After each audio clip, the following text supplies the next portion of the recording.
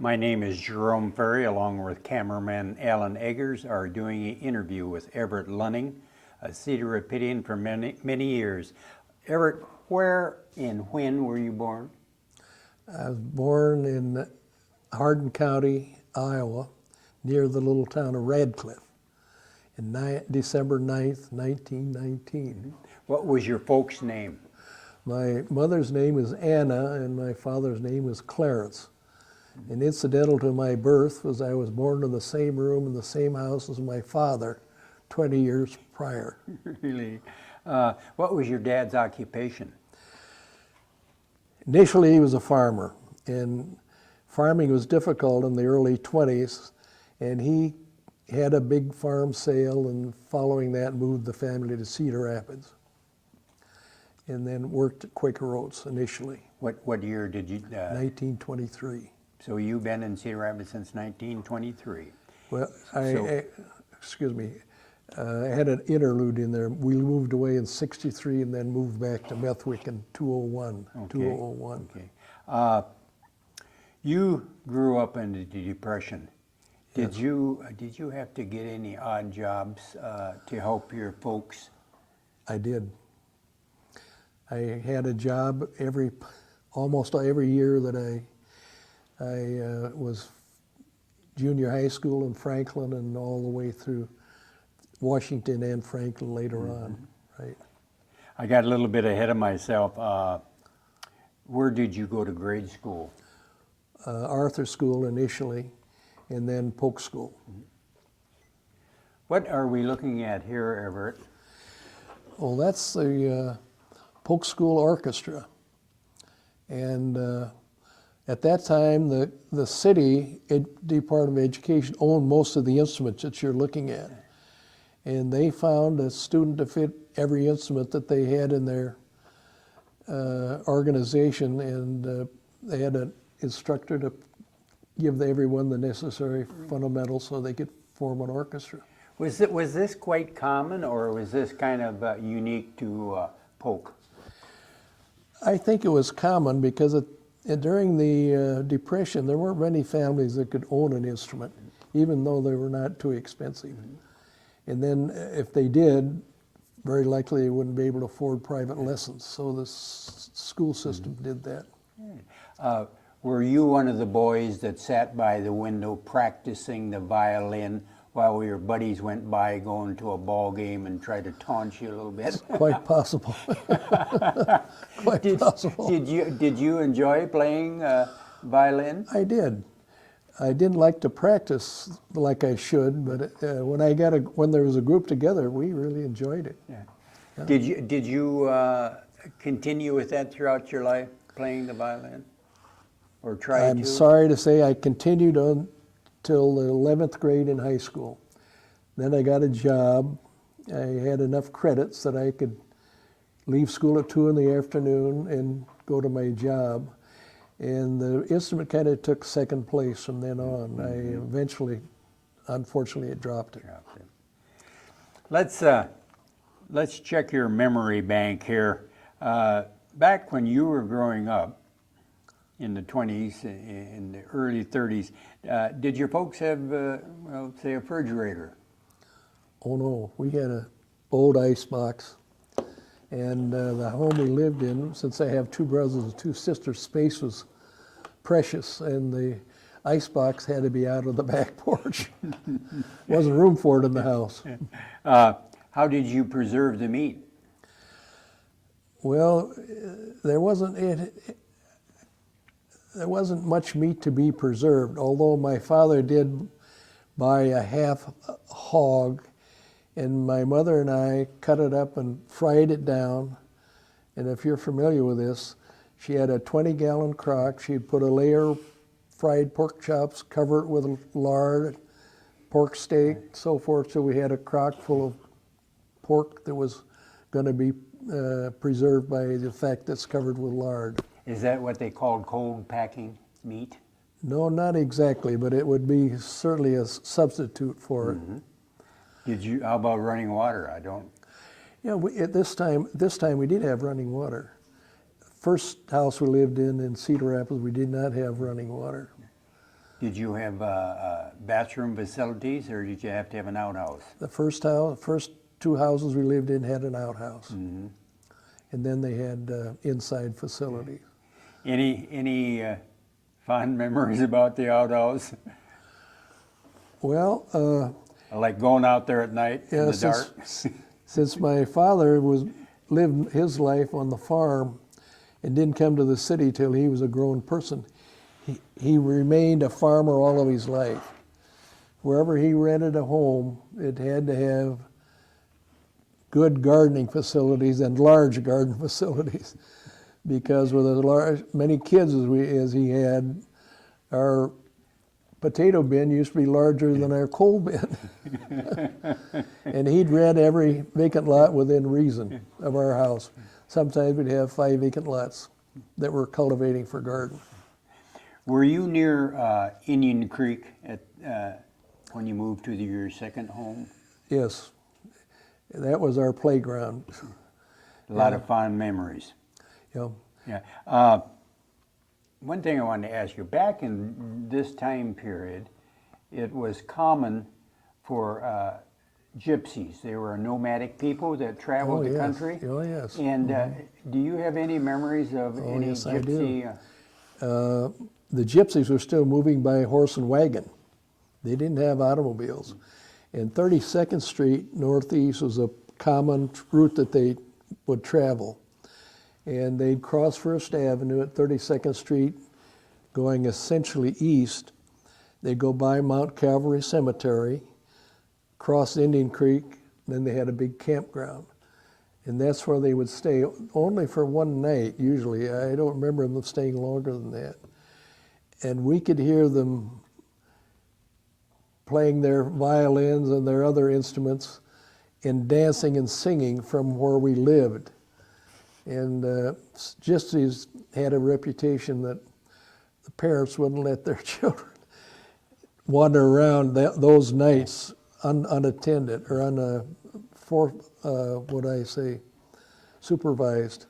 But anyhow, we'd occasionally get my father to take 2 or 3 of the kids over to within listening distance of the gypsy camp. And they were accused of being quite shifty. If you were dealing with them and talking about money, one would would try to get your attention. And as I remember, almost every trip the gypsies made through town, there were some people that were help pay their expenses, other stunts that they would pull, you know. Back at that time period, everybody mentioned the gypsies, but future generations have no idea what we're talking about. What culture were these people, and where did they come from? Well, Eastern Europe, Hungary, Romania, and in that area, I think, primarily. And they unfortunately developed, I think, an undeserved reputation. The only ones that I saw were in the company of my mother or my father, and they used to have some interesting conversation. They were a very delightful people, fun-loving, music-making. Having heard them, their singing and dancing at night and their instrument playing, yes, they enjoyed life very much. And they tried to buy groceries or our garden supplies because they were traveling constantly, and although we were not in the business of selling our produce, we did do that on occasion. Yeah. Money was money. Yeah. Needed. How about the Kenwood streetcar? Any memories from there? Oh yeah, my mother, of course, was living out in Kenwood. It was quite secluded from the downtown area where all the bill paying took place and most of the shopping. So my being the eldest in the family, I was the one that took money rolled up in a piece of paper in one pocket and this pocket, and I'd get a 5-cent ticket to go downtown on the streetcar and pay various bills, the gas bill, the light bill, and the water bill. And it was good training. Yeah. You probably rode it enough where you got to know the conductors, or they got to know you.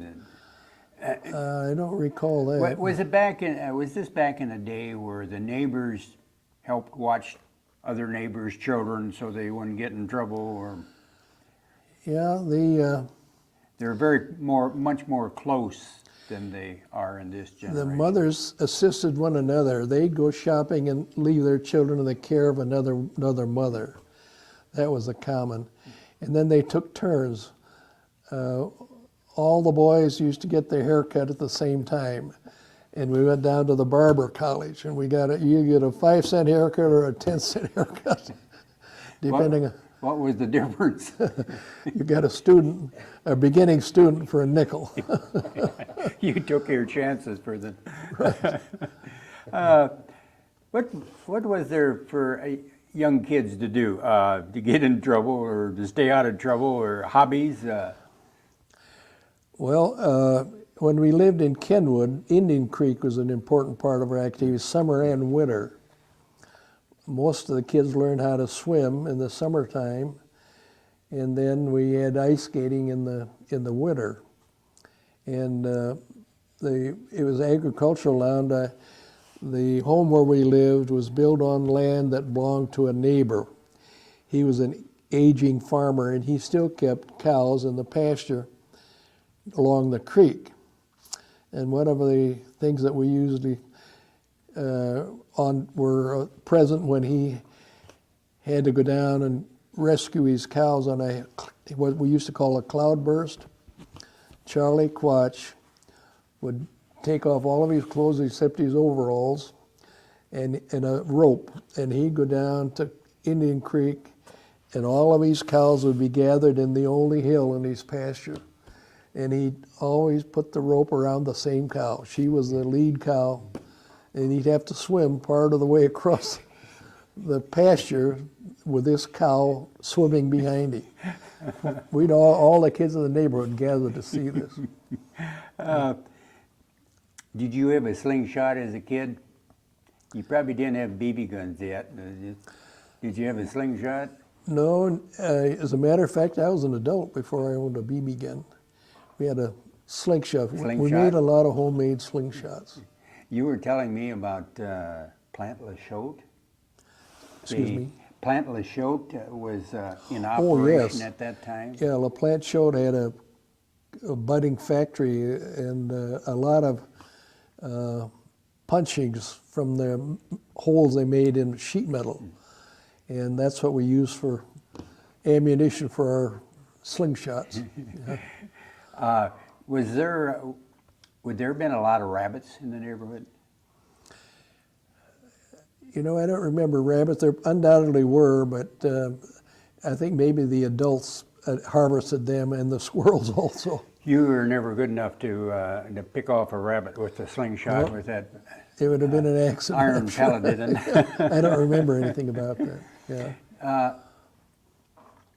When did you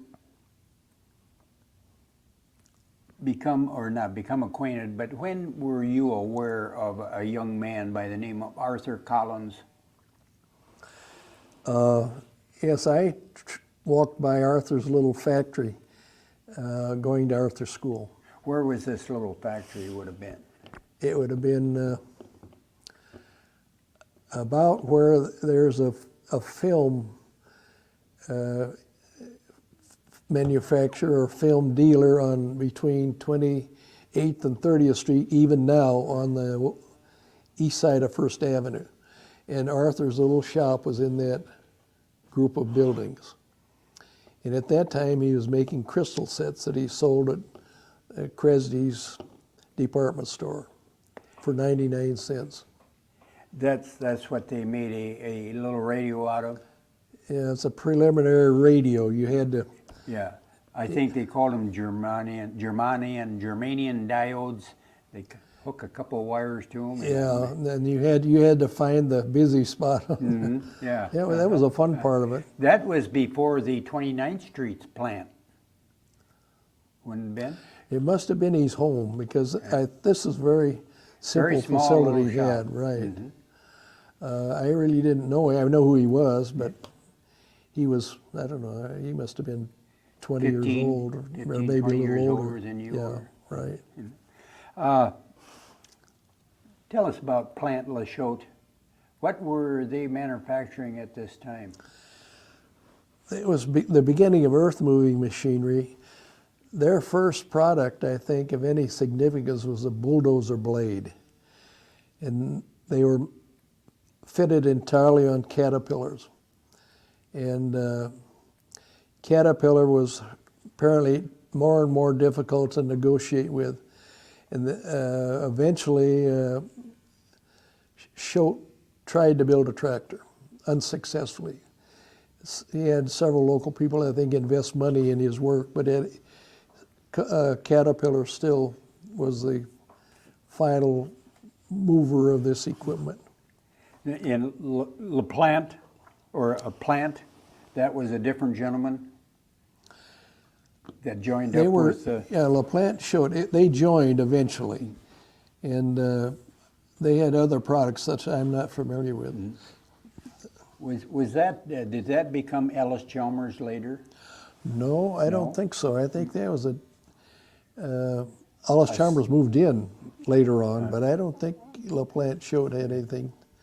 Do you remember how old would you have been when Ellis Chalmers started there? I'm going to say pretty close to 15. 15? LaPlante Choate stayed there for 4 or 5 years after we moved away. Was that where? No, I'm thinking of Iowa. Iowa Steel or Iowa Man, where Howard Hall worked. Yeah, no, this is a different That's facility. a different facility. Yeah, Okay. that one used to be over on 17th Street near Daniels Park. And this facility always remained on First Avenue. The building, some of the buildings are still there. Right by the viaduct, isn't there a viaduct? Right. On First Avenue. Yeah. When would your family first get a radio? It wasn't until we moved from 31st Street to 14th Street near Daniels Park. The first radio I remember was a man and wife, elderly man and wife, invited everyone in the whole neighborhood come and listen to Sharkey and Dempsey on the world title boxing match. And that was right across the street from Mount Calvary Cemetery. I don't remember I remember the name occasionally, I don't just at this point. But they had a radio with one of these old speakers, and when they invited the neighborhood, they showed up. His lawn was covered with people. 50 years later, the first person in the neighborhood that had a TV, they gathered all the neighbors. Yeah, right. Yeah. Did your dad, did he make home brew or during the Depression or the Prohibition, or didn't he drink? No, his training at home didn't involve alcohol at all. You remember any of the kids you grew up with, or did you keep track of them? Did any of them become famous later on in Cedar Rapids? No, none of them did, other than you mentioned Art Collins. That was just a brushing acquaintance. I maintained contact with 3 or 4 of them. Riley Crawford was a long time member of Iowa Mutual Insurance on 2nd Avenue that unfortunately failed. Later on, just about the time he retired, that company failed. And I used to have lunch with Riley occasionally. And then another man was Leo Martin. I don't know if I mentioned previously that I didn't see Leo for maybe 15 years, I guess. And I was, that time, in the Army Air Corps. Am I getting too far ahead? When we were stationed at Kearney, Nebraska, in the 2nd Air Force. And it was summertime, and the good corn growing weather is beastly hot. So everybody on the air base that was off duty would go into Kearney to get in the municipal swimming pool. And it was belly button to belly button. You couldn't swim at all, just get wet. And the ones that couldn't get in the pool were lining the pool with their dangling their feet in the water. And I stood in the middle of that swimming pool and looking around the people sitting on the edge, and here's Leo. He had a broken tooth, and I was with him when it was broken. He was about 10 or 12 years old. He were playing hockey in a little rink that we'd built, and somebody hit a carnation milk can that was our hockey puck in the mouth and broke his tooth. He didn't ever have that tooth repaired. Anyhow, I saw Leo sitting around the side of the pool in Kearney, Nebraska. And it took a little while to wade up to talk to him. And the interesting thing was that he said, I was 4F, so I was not eligible for the draft. He says, I'm the only boy in the whole part of Cedar Rapids that's my age, and everybody looks at me like, why aren't you in the Army? And he said, so I decided I'd get out of town, and he wrote a letter to his uncle in California telling him of his problem. And his uncle said, if you can get to California, I'll find you a job. And he was hitchhiking to California when I saw him. Where'd you go to high school, Everett? Well, I had an interesting high school adventure. My 10th year was at the old Washington High School. I enjoyed that very much. And then after that 10th year, I went to Franklin again, graduated Franklin. When you were going to Washington, did you take the streetcar or did you walk? I walked down the Chicago-Milwaukee Railroad tracks, which ran right behind the school. So, How far do you suppose that was? 10 blocks or further than that? oh, it was probably more than that. I would say about 15. Walked down the railroad track, which ran right behind the schoolhouse. So, What was your first steady job? well, I had a job of some Or kind. did you go to college after high school? I didn't. I You did didn't? not. Okay. No. The reason why was that when I left for the Army Air Corps, I was the #1 person in a very rapidly growing business. And I decided that I'd be a better gamble to keep the job than to take 4 years off, go to school, and come back and find all those places. It'd be quite a development company at that point. And what business was this? This was a bottled gas business. This was the business that started in about 1936. And by the time the war was over, it was a very, very rapidly growing business. This would have been called propane. Propane. Was this something new to Cedar Rapids at this time when you started, or? Well, it was really. What this replaced first was the old wood and coal cook stove that all farm families had in the kitchen. The housewife didn't appreciate summer arriving because she had all the cooking and baking to do, while that cook stove was burning cobs or wood or coal. That's why they built outdoor kitchens. Right, and this bottled gas reduced the heat in the kitchen enormously. And Was this mostly for rural folks, or did people in Cedar Rapids? on the fringe, yeah, we had all kinds of customers around the fringe of Cedar Rapids, beyond the gas lines. That weren't connected to the city gas? City gas lines, right. Where was the city gas coming from at this time, Everett? They had a plant here that actually manufactured the gas down on 8th Avenue in the river. I don't know if you were here at that time, but there used to be a huge gas holder. And across on the north side of 8th Avenue was the factory that manufactured the gas. Was that the one that sat beside Wilson's or Sinclair? No, this is farther north. This is 8th Avenue. Okay. And this plant manufactured the gas using a coal. You used to get an extremely hot coal fire going, and then they'd release a blast of steam into the hot coal. It'd actually break the water down to hydrogen and carbon monoxide. And the gas then went over to a holder across 8th Avenue, and as the tank filled full of gas, it would rise up from the pool of water. That was interesting to see. But this time, see, that gas was poisonous. A lot of suicides in Cedar Rapids during the Depression using this manufactured gas.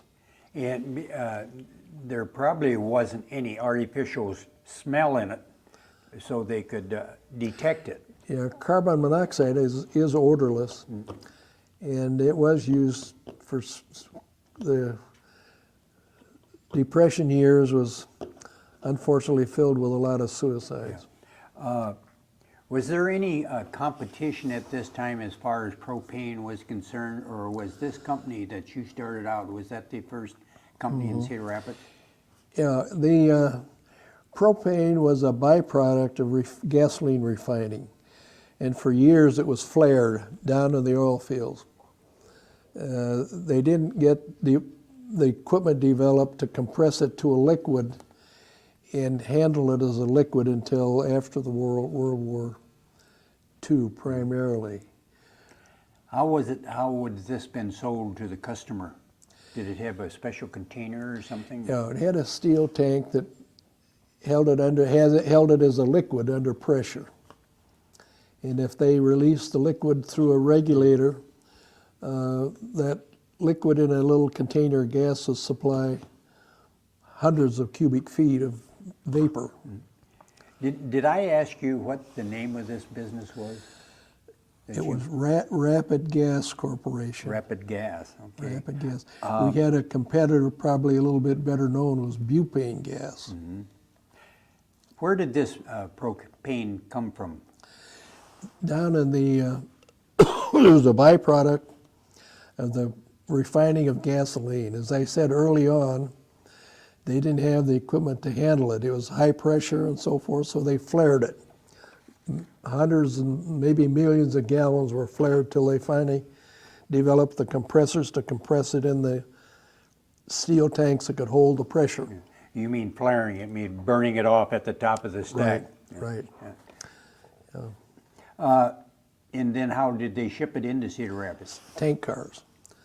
Tank cars built especially to hold it. This Rapid Gas, did they have a terminal where they'd unload the tankers?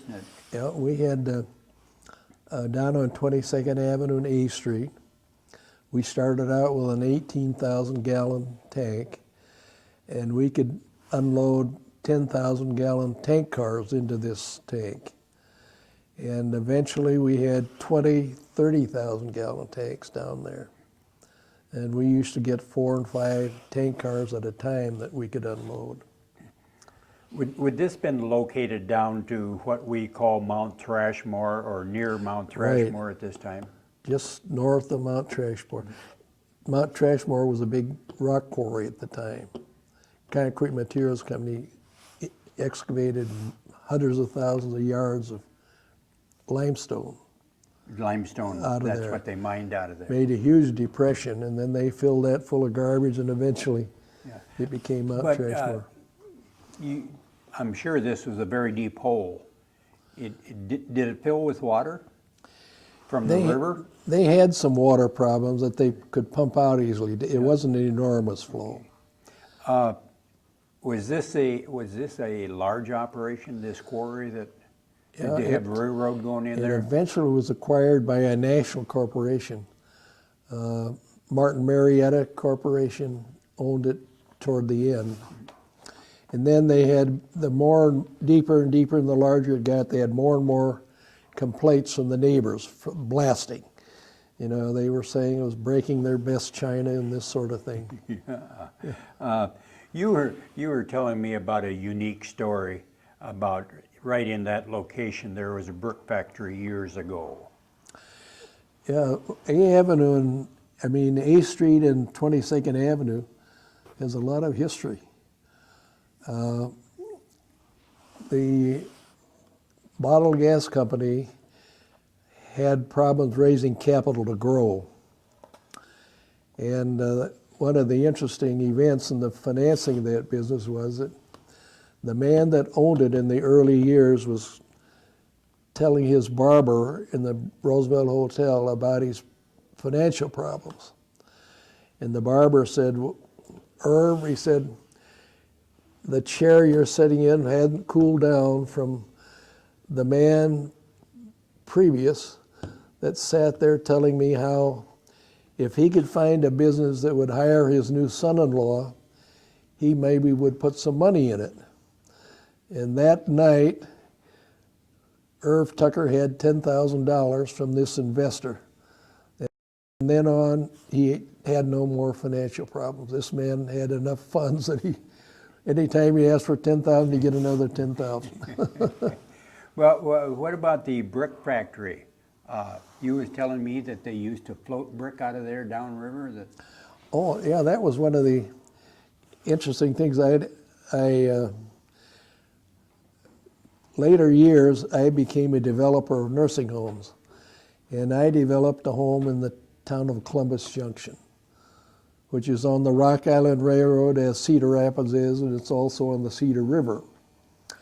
And during the development of this home, the retired banker called me in for a visit.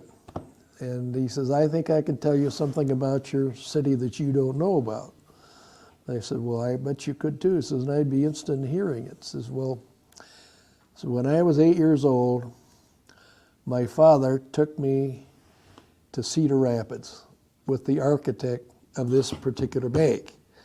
So the trip was to choose the type of brick that we're going to build a bank with.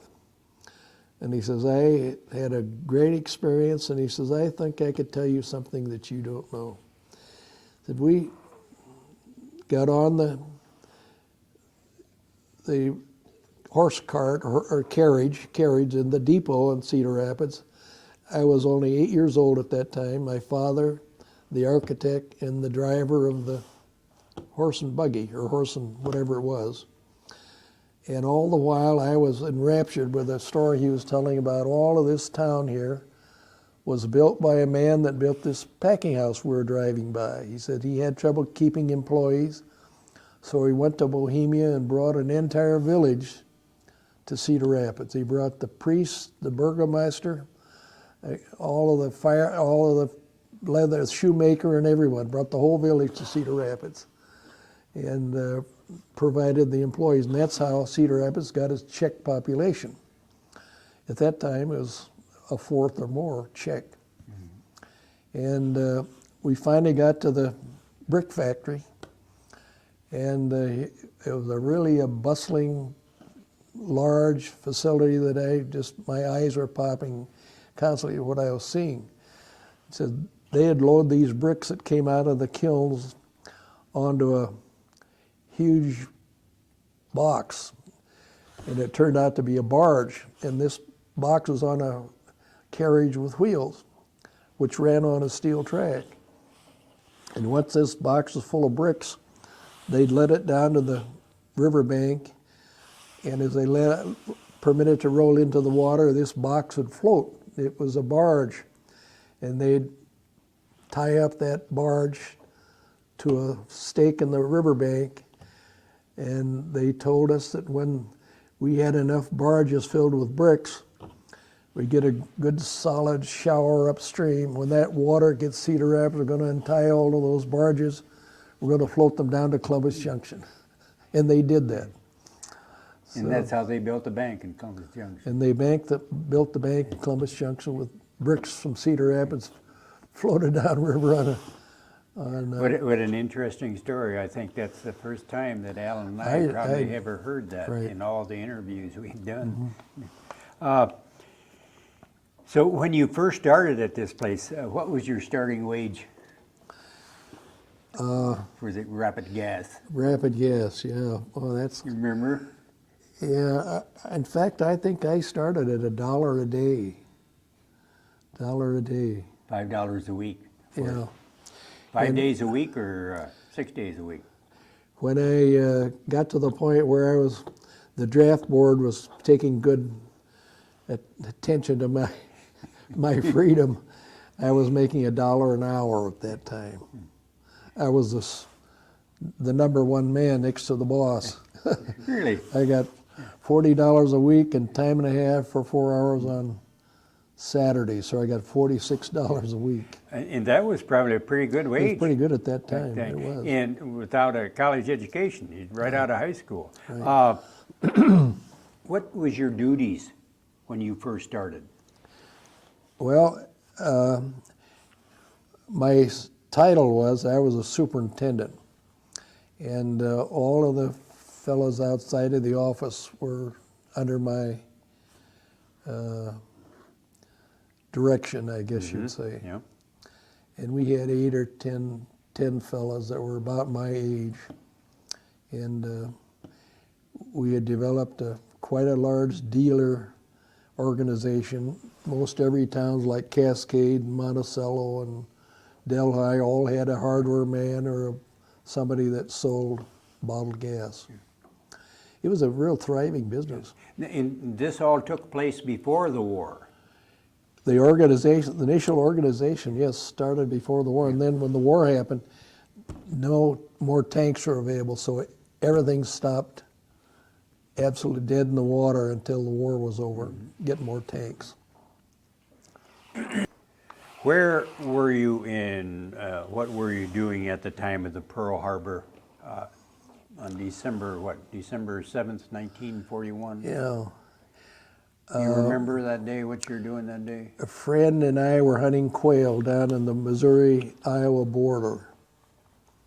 We had an automobile, had a radio, but for some reason we had enough to talk about, we didn't turn the radio on till we got to Muscatine.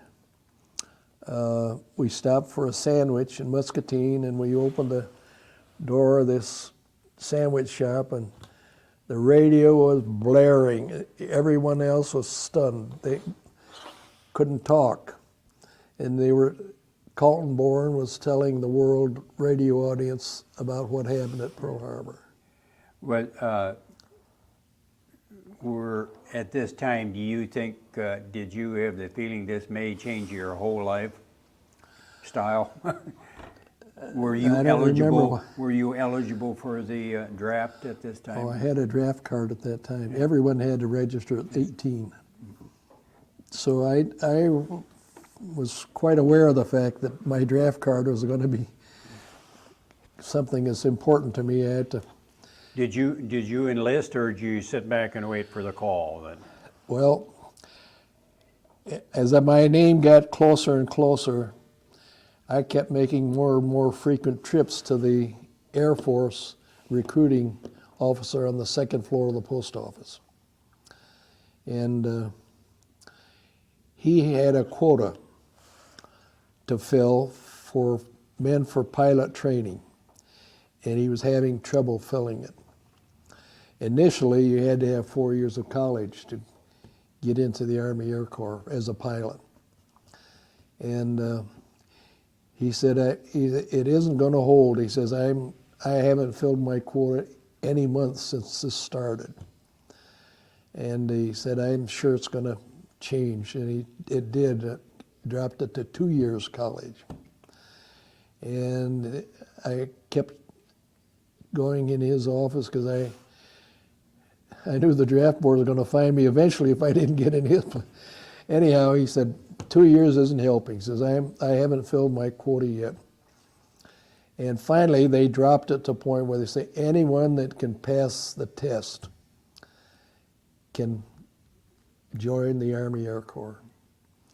And so I went to Des Moines on the scheduled day and took a 3-hour, it was an IQ test, an unusual test. And fortunately I passed. And they told everyone, those you pass are going to be in the Army Air Corps.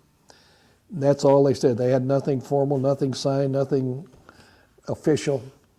Got back and told us to the draft board, doesn't make any difference to us.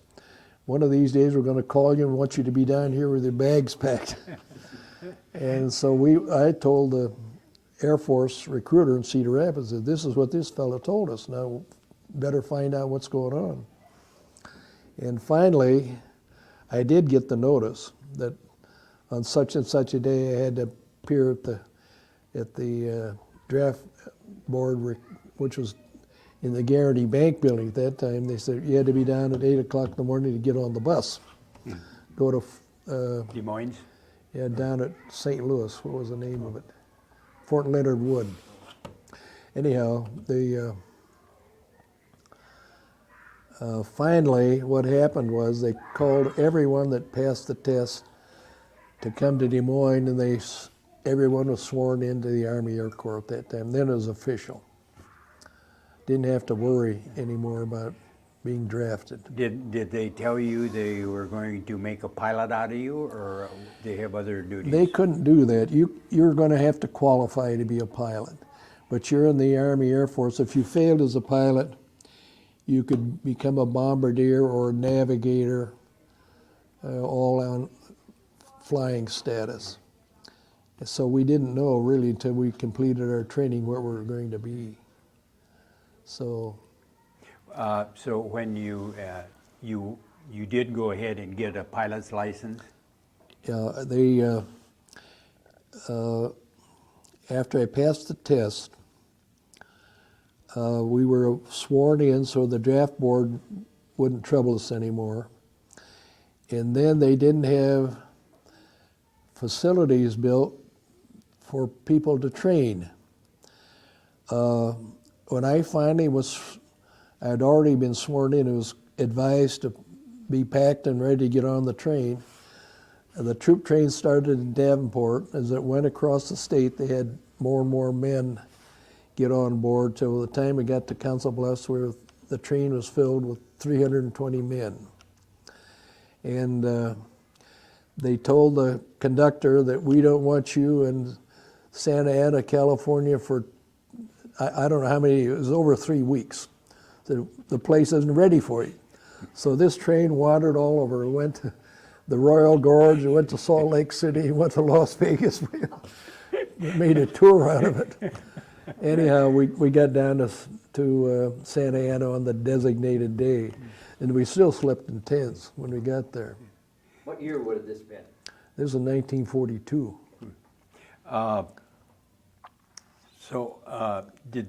Where did you start your pilot's training? Did they have an airfield, and what were you going to fly once you got your? Okay, the Santa Ana was strictly a basic training station.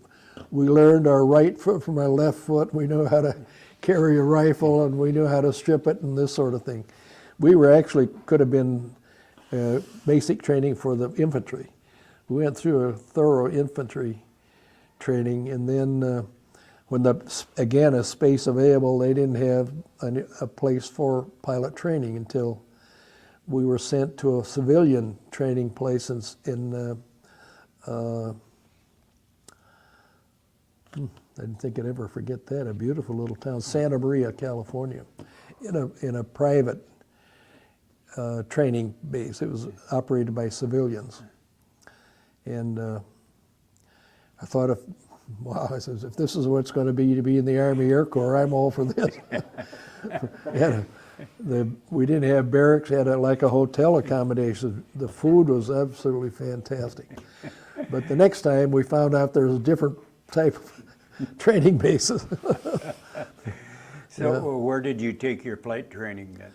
Yeah, that started at Santa Maria, California, and we got our training, got our wings and so forth. And then we went over the mountain range to Taft, California, in the San Joaquin Valley. Got our basic training, and then we got our what they call the third. There's a name for it. We went to Roswell, New Mexico for our final training, and then we got into twin-engine aircraft there for training. Did you know eventually that you were going to be flying B-17s? No, I didn't. All I was cleared to fly was two-engine aircraft with a maximum of 450 horsepower. And then I was sent to a dispersal point in Salt Lake City, and they had all of these fellows the same qualifications that I had, And then they had all these requests for pilots to further training.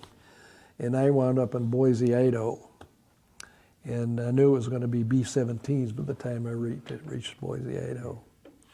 So when did you take your first flight in a B-17? Okay, this is in Boise, Idaho. Boise, Idaho. And I was a co-pilot for Jim Stewart, the movie actor. Jimmy? Yeah. Really? He had taken a shortcut. He didn't have to go through the basic training. He went to Winter Park, Florida, where they had a B-17 training base, flying his twin-engine Beechcraft. So he just got out of a twin-engine plane, got into a four-engine plane, and was checked out, I suppose, in a couple of weeks. And then he came to Boise, Idaho. And he came as the operations officer, and I had been assigned to the assistant operation at that point. And so my first airplane ride was a co-pilot with Jim Stewart.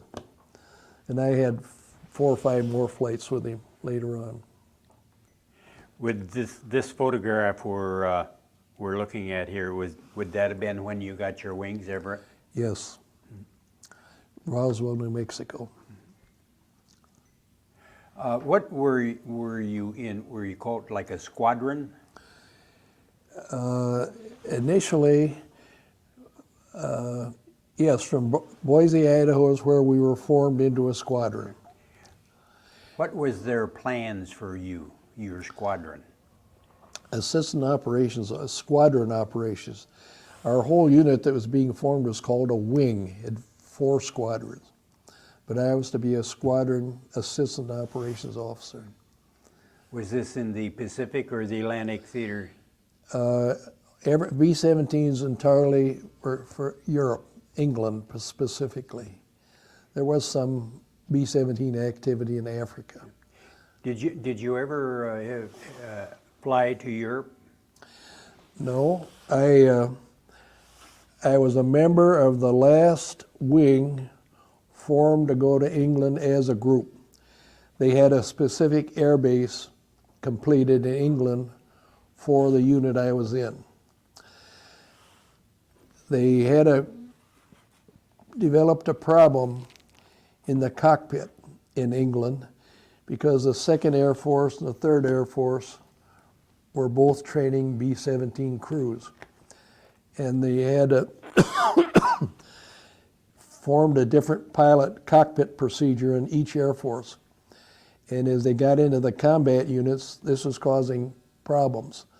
So the Pentagon said, immediately, we're going to have members of both Air Forces meet in Lockburn, Ohio, to develop a uniform cockpit procedure.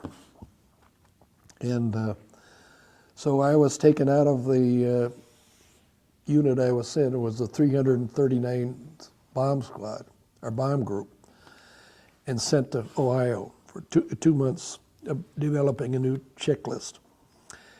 I came back to my outfit hoping, or I didn't even question it, I just thought I was getting my baggage and my orders to join the group in England. Didn't happen that way. I got orders to go to the 3rd Air Force in Tampa, Florida. And it's a sidelight. I don't know if it should involve this or not, but shortly after that happened, my girlfriend and I had made up our minds we weren't going to marry until after the war was over. But when I reported to Tampa, Florida in the 3rd Air Force, my commanding officer said, hang up your hat, you're going to be here at least a year. So I went over to the base headquarters and sent a wire to my wife, said, I'll change my mind if you will, and of course she agreed. Yeah. So we had what amounted to a year's honeymoon in Florida. What was your duties in Florida? We were going to, they had, as I told you, our outfit was going to be the last complete wing to go to England. From then on, all 8 going to go to England were replacement crews. As these organizations would lose crews to anti-aircraft fire or other reasons, they just sent a replacement crew.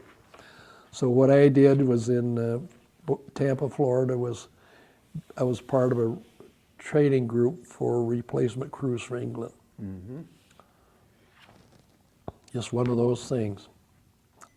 So when was it did you get across the ocean finally, and what was your assignment? Well, we were training replacement crews in MacDill Field in Tampa, Florida. And a call came for all of our field grade officers. That's majors, lieutenant colonels, and colonels. And they were sent to Roswell, New Mexico, which had been converted to a B-29 training base. And about a month later, a call was received that we need 32 pilots that have 700 plus hours of four-engine flight training. We thought our field all grade officers gone to B-29s. They wanted 32 fellows with 700 hours. We thought B-29s. We all rushed to sign up at the base headquarters. Well, we didn't sign up for B-29s. We wound up in the Air Transport Command in Romulus, Michigan. And what happened then was we went to a airlines training, Pan American's airline training school in a small town outside of Miami. We spent 2 months there for airline training. And quite a disappointment, I'll have to say that. But we wound up then with the Air Transport Command and India. We were scheduled to carry passengers and freight from China and from India to China. Is that what they call the Burma Hump? Yes. What was the hump? Was that a mountain range? The Himalaya or Himalayas. Yeah. And you were hauling what? Supplies, food? Supplies, essentially 100 octane gasoline. We were flying a new aircraft called a C-54, four-engine aircraft. We had 45 barrels of 100 octane gasoline. And depending on where we landed in China, they'd pump out our wings and we'd land in northern Burma to get back home again. And how long did this go on? I was there when the Japanese capitulated in August of 1945. How many flights do you suppose you flew over that mountain range? Yeah, we were landing in the Kunming area of China. There are 8 or 10 different fields where we landed. And the fuel we were flying over there was for the 20th Air Force and the Flying Tigers and some other Air Force training bases. But we flew all kinds of freight, but essentially it was gasoline. You have a interesting picture here of a large group of Chinese people. They look like they're pulling something that... Yes, right.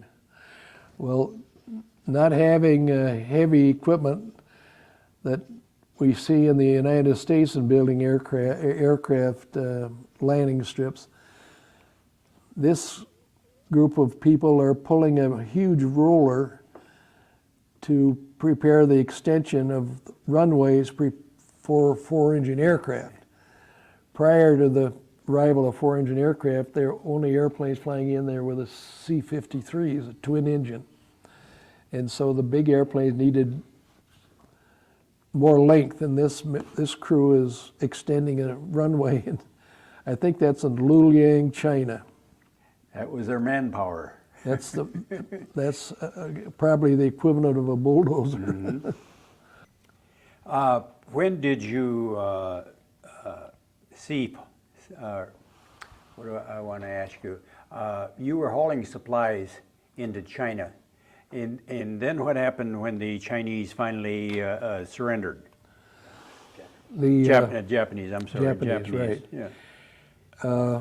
It was a movement of soldiers then primarily, and that was an interesting development because the soldiers we were asked to fly hadn't ever been off the ground. They were terrified of the thought of getting on this airplane.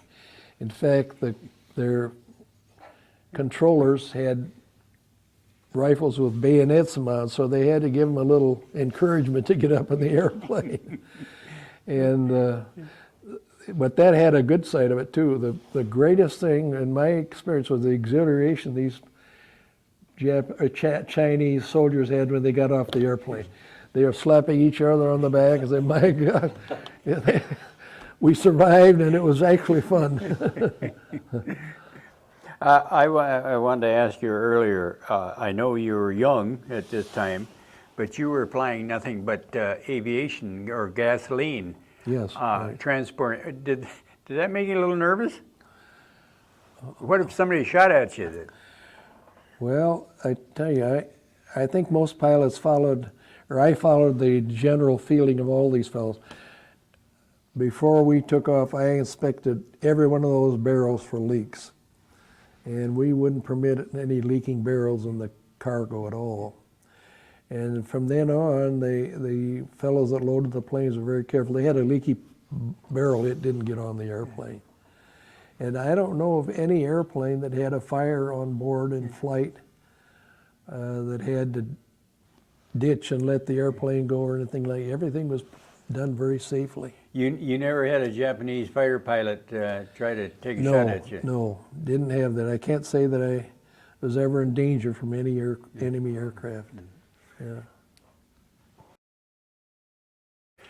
Where were you when you received news that the atomic bomb was dropped on Japan? Yeah, I was in Shillong, Assam. We were authorized 2 weeks of rest every 6 months. And I chose to go to this area of India where the tea plantations primarily. Beautiful area. And this is also a summering area for the British commissioners who ruled India. It's beastly hot in India, and they came up here to enjoy the cool breezes of the higher altitude and so forth. And while there, the atom bombs are dropped. And since we were the guests of the British, they were intensely interested in what in the world kind of a bomb is this atomic bomb. And so they thought the only way they could find out was to ask the U.S. troops over there. So we got constant invitations for breakfast, noon, and supper to tell them what the secrets were. And the thing that was unusual about it, and it was the fact that I had read a copy of the Liberty magazine back in 1942 while I was waiting to be called to the Army Air Force. And it had an uncommon story about how Hitler had actually landed in England after Dunkirk and conquered England very quickly. And so he got together with the Japanese, and the Japanese are going to land on the West Coast, Hitler's going to land on the East Coast. This is strictly a story that was going to be published in the Liberty magazine. When President Roosevelt heard of it, he said he ordered all those magazines destroyed. Some of them got to Cedar Rapids, and I read a copy of it. It's the whole story. And this story this man had written said that the atom bomb was made of U-235 uranium, which it turned out to be true. And he had all the details, and this is what I tried. I wrote a story and sent it to the Gazette, I don't think how many times, to get them to print it, because I'm fast running out of time of anybody else ever having read that issue of the Liberty magazine. And so that's the story of that.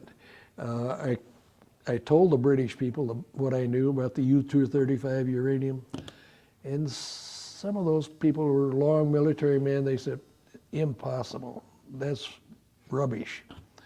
Turned out to be true. And you were talking about this Liberty magazine. Yes. Did you ever try to check any libraries to see if there's any other copies? Thank you, I did. First to Cedar Rapids at library, and they said, no hope here, but she looked in her catalog, says there's 2 libraries that have all issues of the Liberty magazine on file. One is a municipal library in Milwaukee and Winona State University in Winona, Minnesota. So my wife and I made a trip to Milwaukee specifically to see this. I had every copy of the Liberty magazine in my hands for the whole year of 1942. Nothing in there. So we went up to Winona, Minnesota, and they had all of theirs on tape. And they had a young lady in charge of that, and she made an observation that made a lot of sense. She said, don't you believe that when the president had all those issues destroyed, that they just reached in the file, got a new story, and went to the press for a replacement copy? Listen, you're right. Your common sense says that that's what happened. There is no such magazine. What was the rest of the story you was telling me about that they had warned, the United States had warned Germany?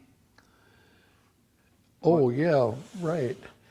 This was the story that was in the magazine that was destroyed, that when they had finally solved and proved that the atomic bomb would work, they issued an ultimatum to the Axis powers to be at this place at this time in Russia. And they gave them a demonstration of what an atom bomb would be. And then they said, we'll only accept total unconditional surrender. And within a few hours, both Hitler and Hirohito gave up after having seen the demonstration. And that was a story that was trashed by President Roosevelt. You know, I'm not qualified to get into the archives in Washington, D.C. or anything like that, but my 2 sons-in-laws and my grandchildren have all tried to get into the Library of Congress, and they've gotten in as far as Liberty magazine, but nobody's ever been able to find this particular copy that we're looking for. And I don't know why that is. You'd think they'd at least put them on file, you know, but We'll never know. big disappointment. Yeah. So, after you were discharged, was your job waiting for you at Rapids Gas? Yes, it was. And you more or less just went back, or did they give you a raise and promotion, or?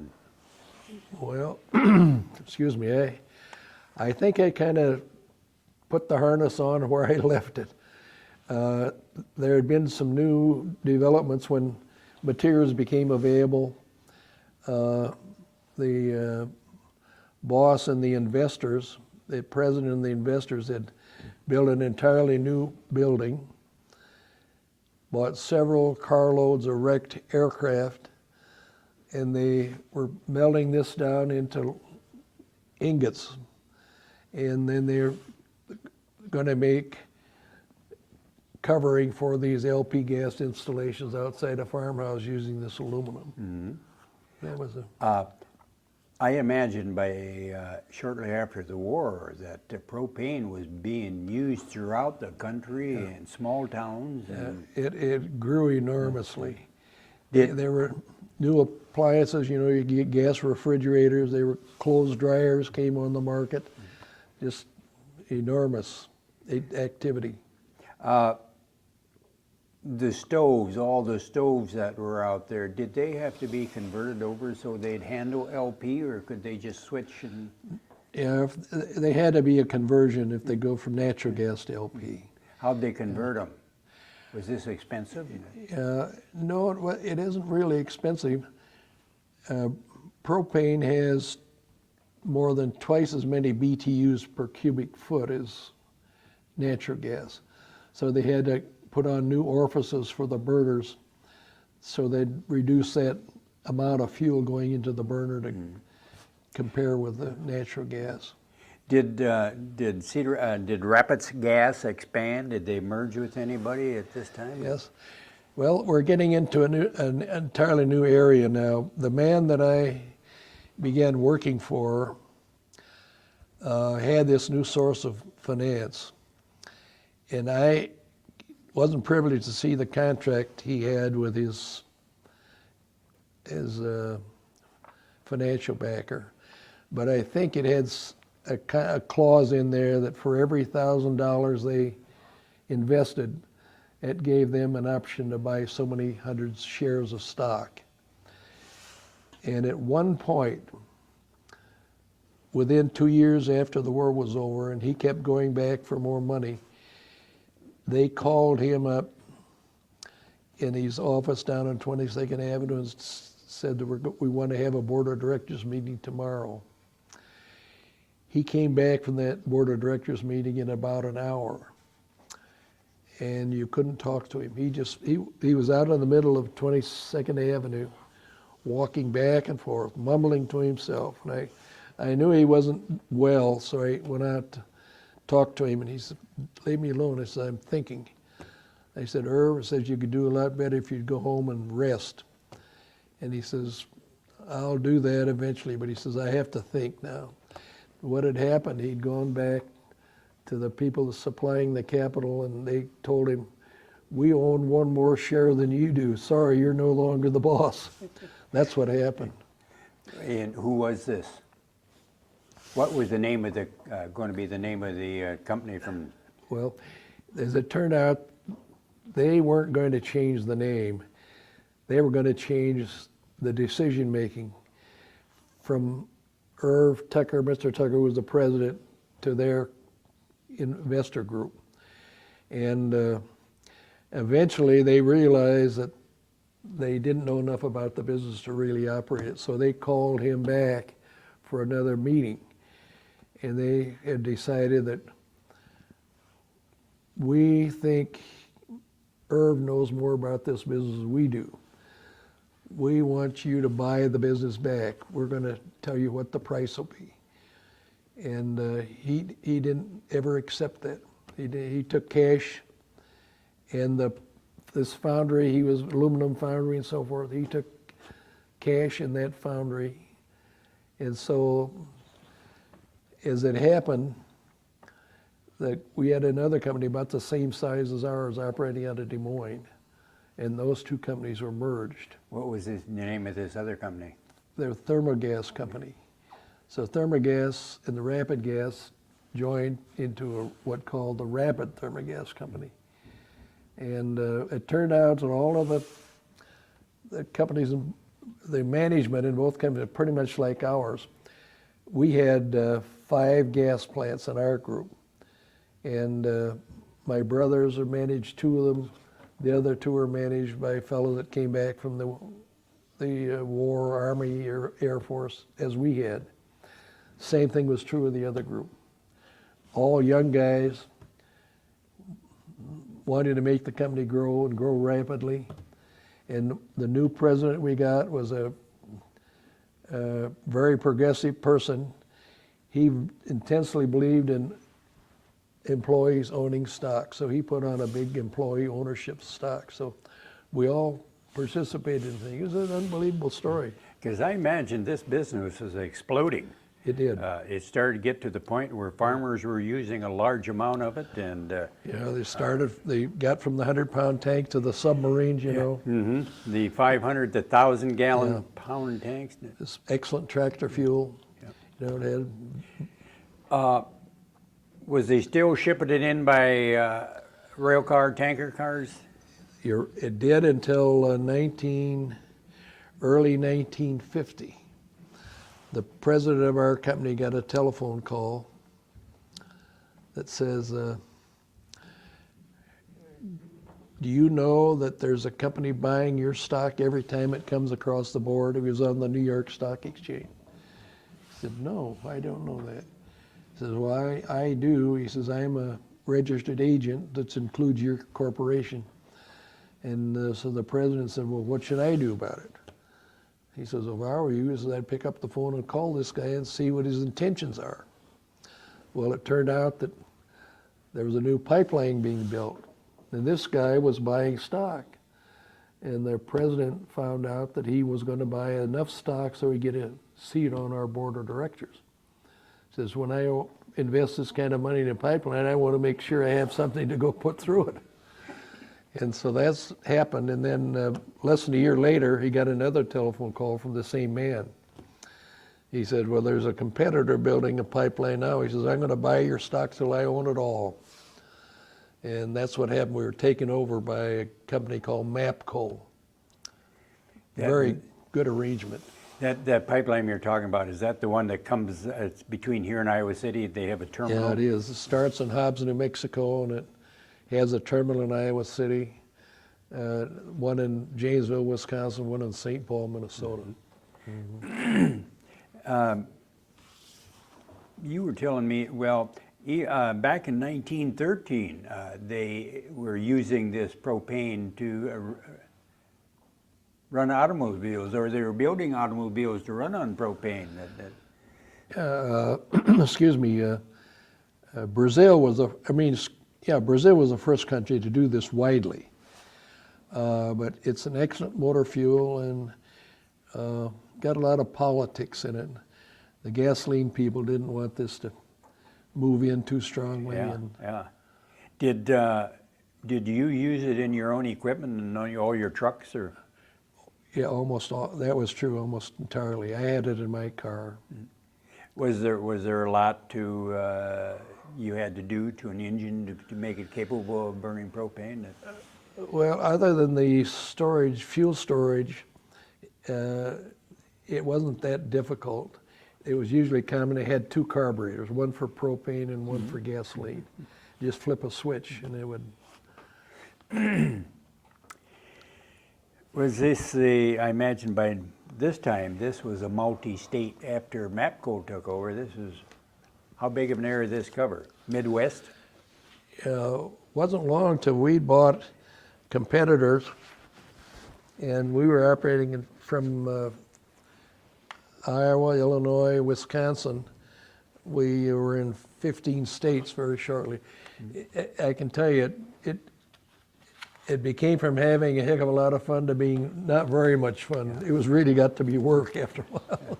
I know you was telling me that you left the company in '63, but before that, prior to that, what was your position with the company? I was one of 3 vice presidents at that point. Of MAPCO? MAPCO let Thermogas be a completely separate division. Okay.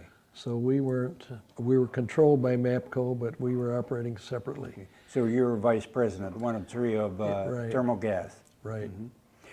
What did the electric companies, were they competition, or were you competition for the electric companies? Or? And initially we were kind of fierce competition with the REA, the Rural Electric Rural Electric. Company. Yeah, that interesting story. When I was able to see, we went to a meeting to see what we could do to more successfully compete with the REA. And one of the fellows had one of the REA's sales manuals. And you open the cover and, geez, what in the world happened there? There's a house that's completely splintered. Oh, that was a LP gas explosion. It went on like that. So we finally leveled the playing field a little bit. We began using there's a whole stable of official manuals put out by the insurance industry. And the one that really changed the story was the fact that there's far more dollars of damage by fire from electrical installation than there are gas, and many more people are killed by electricity. And I think the energy used in the form of gas is several times more than electricity anyhow. It took a little while to work it out, but And then in 1963, did you you left the company? yes. And what was your intentions after leaving? Imagine a pretty lucrative position at this time. We went to Illinois and began my own LP gas business, something where I could stay home every night. I was leaving about a week at a time. I'd leave Monday on my suitcase and come back on Friday, covering 15 states. So we went over there, bought a farm, and just had a great time in Illinois. And Was this in Galena? well, a little town of Elizabeth, Near- near Galena. Near Galena. And what was your what did you manufacture something in this? No, I started a new LP gas operation over there in competition with a kind of much smaller, but I was intensely focusing on farm tractor fuel, converting farm tractors to LP gas. Had two very good mechanics, and then went into the bank and said, "We got a meeting tonight at the Tucker's Restaurant.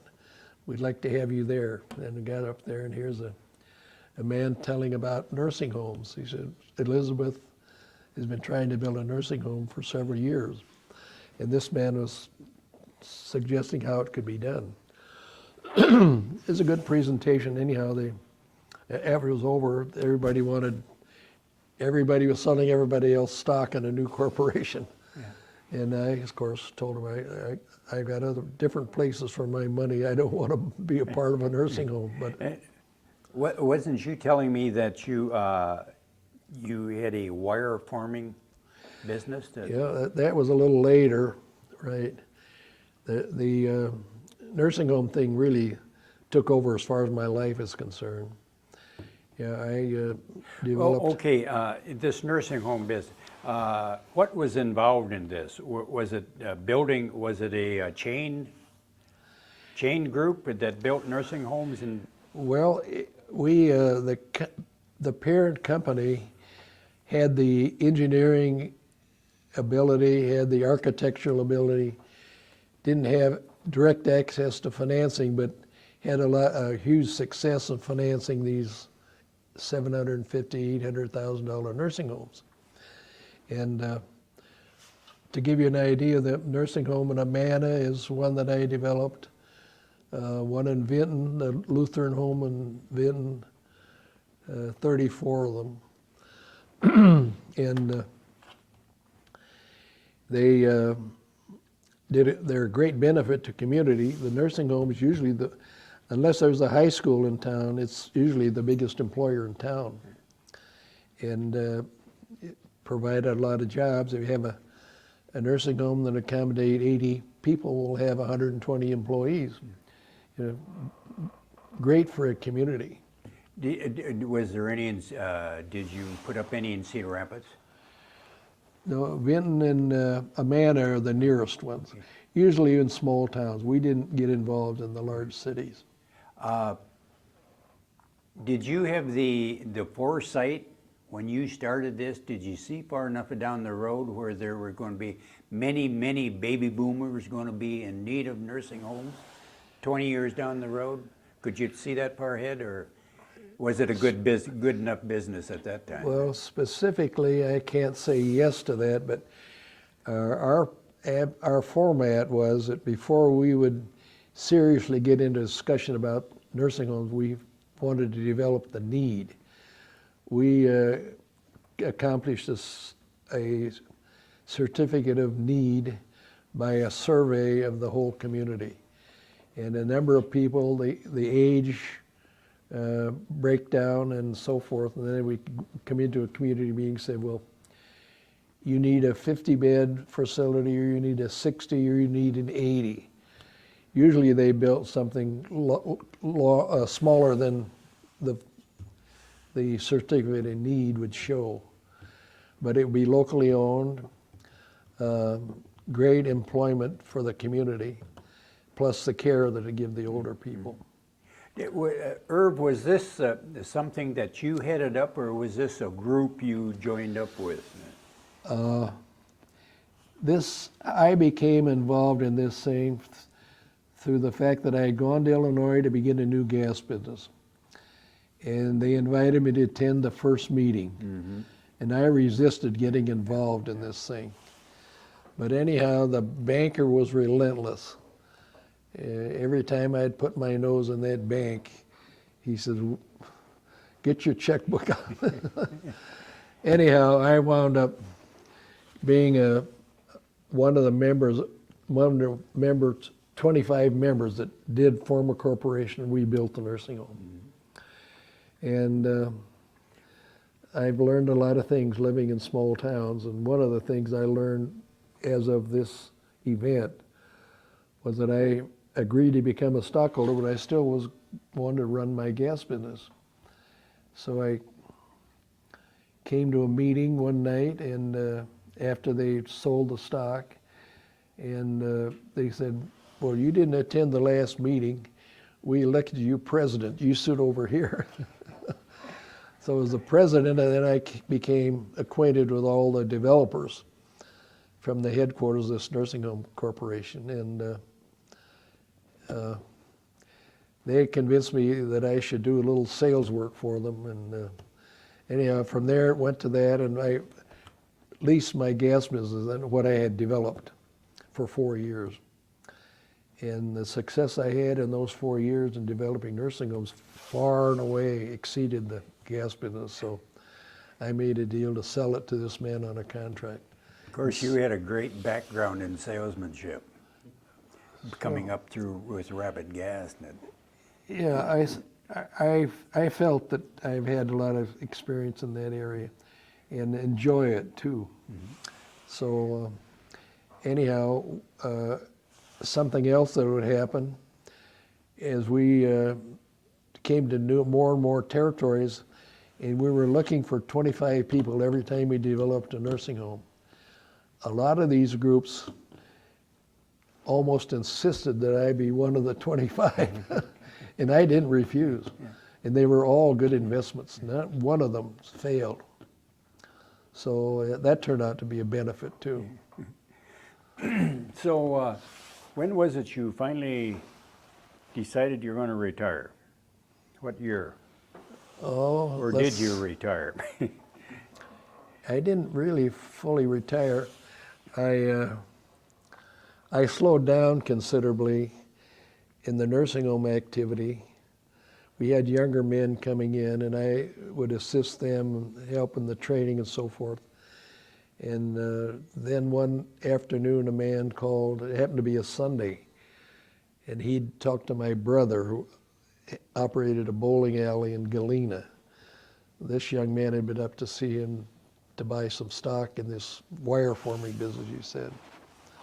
And he said he wasn't interested, but why not come and see my brother? Says he's kind of retiring. And anyhow, I hadn't planned to be a part of it, but I listened to his story, and he was selling stock at that time, and I suggested that he continue doing what he's doing. And if you find out that you're not going to succeed, he had a deadline. Says, come back and we'll talk again. And that's what happened. He did come back. What was the name of this group that headed up the nursing homes? It was called the CM Corporation. It's headquartered in Sioux City. And they eventually sold out to what became the largest operator of nursing homes in the United States, the Beverly Corporation. They operated 500 or 600 nursing homes nationwide. Everett, what do I want to say? There was a group of you pilots that were flying these missions. Did you ever get together later on, have any reunions or anything? Yeah, this We are a uncommonly congenial group of fellows. We had no problems socializing or working or things like that. Just a great, exceptional group. And this one man of the group, after he got his business on track and he had a little time to relax, he spent almost a year finding the 15 guys that lived in this grass and bamboo shack. I don't know if I have a picture of any of those bashes or not.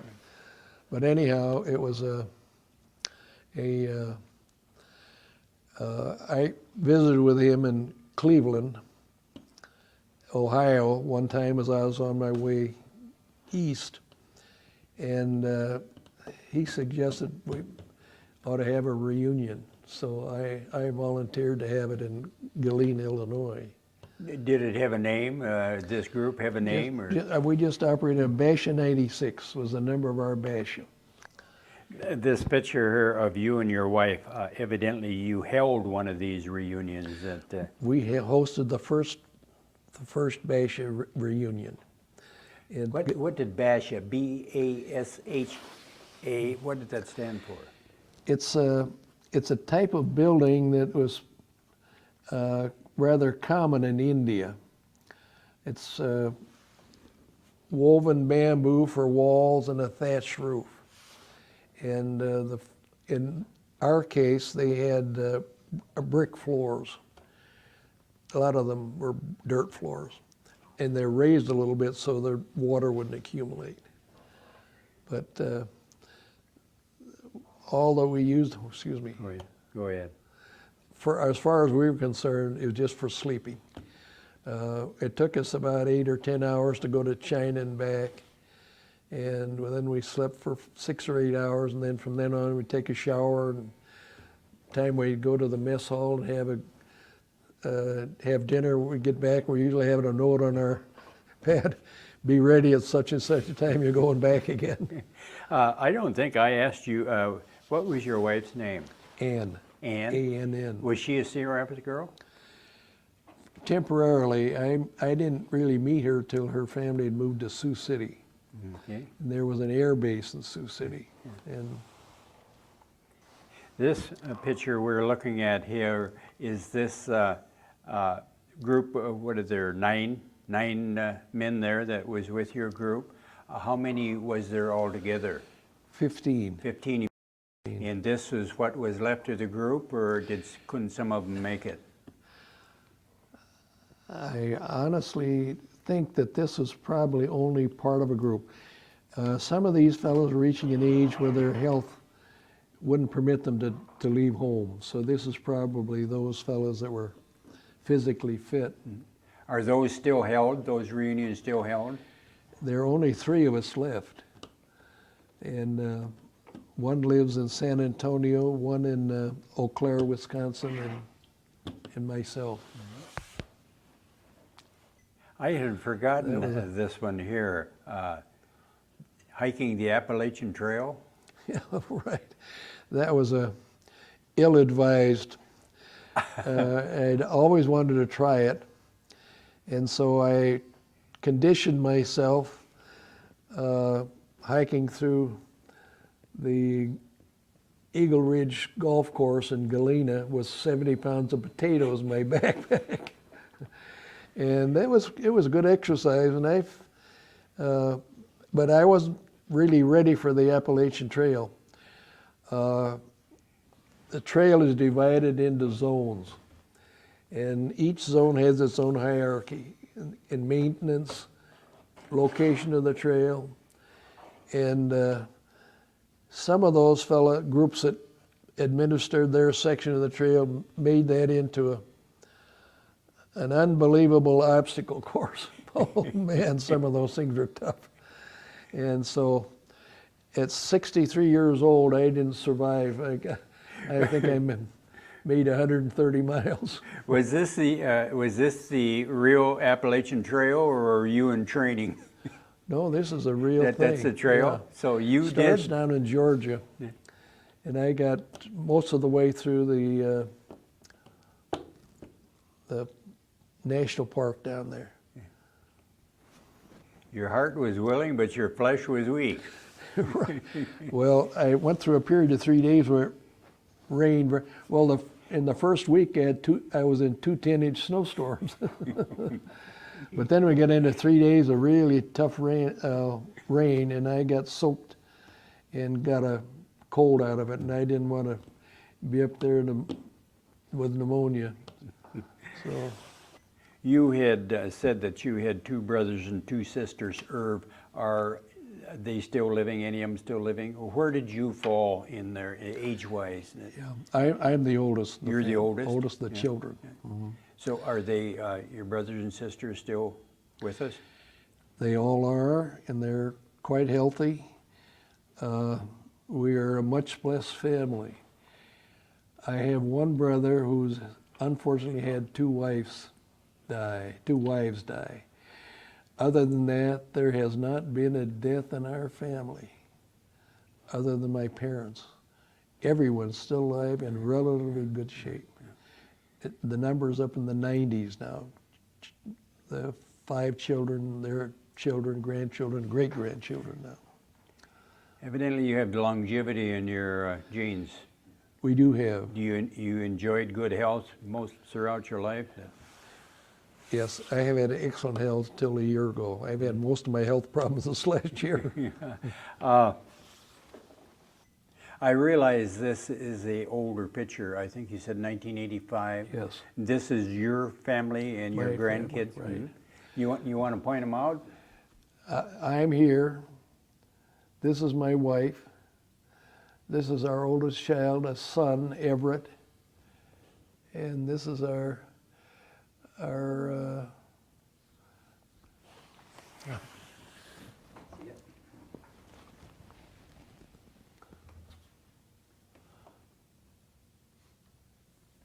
kid. Yeah, here's our second daughter, Lissa, and this is our second daughter, Susan. Then we have 2 granddaughters and 2 grandsons. And you want to point these out? If you know their names, if you Yeah. can. Here's a daughter-in-law, our son's wife. Here's our youngest daughter, that's her husband. And here's our middle daughter. And this is this daughter's husband. The guy that took the picture isn't in here. Anyhow, this is a granddaughter, grandson, granddaughter, our oldest grandchild. This is a grandson. Yeah. Okay. Unless you have anything else to share with us, Everett, the Carl and Mary Kaler History Center and the Linn County Historical Society would like to thank you very much for sharing your memories with us. Well, thank you. I'm privileged to have this happen to me. I have an unbelievable amount of stories to tell, but I don't know if I should probably have a little help and some briefing before we can keep it in proper sequence. Thank you very much. Sure. Thank you.